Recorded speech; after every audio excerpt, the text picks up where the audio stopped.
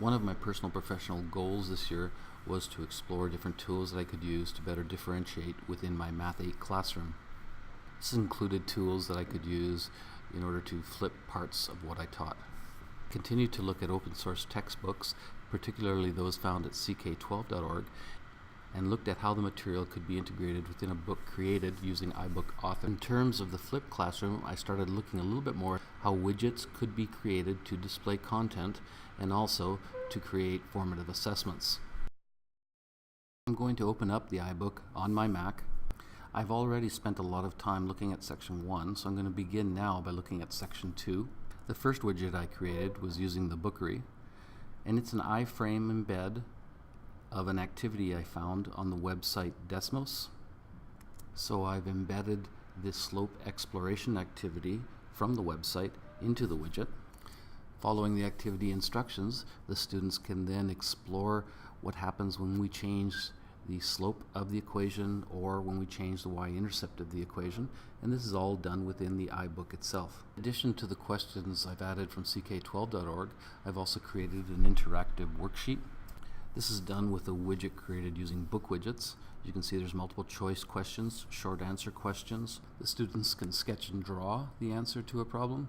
There's also a built-in calculator that they can use, and all of this can be submitted to me via email. In addition to these two widgets, I also have a Bookery YouTube widget on the iBook. This particular widget was created with Explain Everything, uploaded to YouTube, then added to the widget. With iBooks also you can have the students mark up the document as you can see above. I've highlighted some of the text as an example. Highlight a definition of a term and then use the term itself as a note, which comes in handy when you use the flashcards available in iBooks. In this example I've highlighted they both start down or decrease as we move from left to right and added that. Then I've copied negative slope and added that as a note, and all of these notes can become visible as study cards.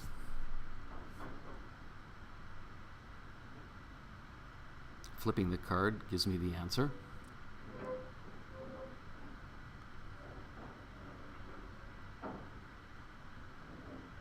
Here's an example that I looked at.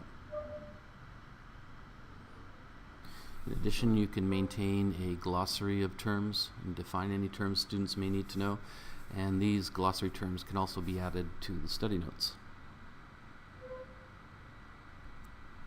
Well, it's been an interesting PD exploration, and a lot of what I'm planning on using next year, so I'm looking forward to see how I can integrate iBooks into what I do in my computer classes. Next step is to add these videos to Mahara as part of my portfolio for this PD year.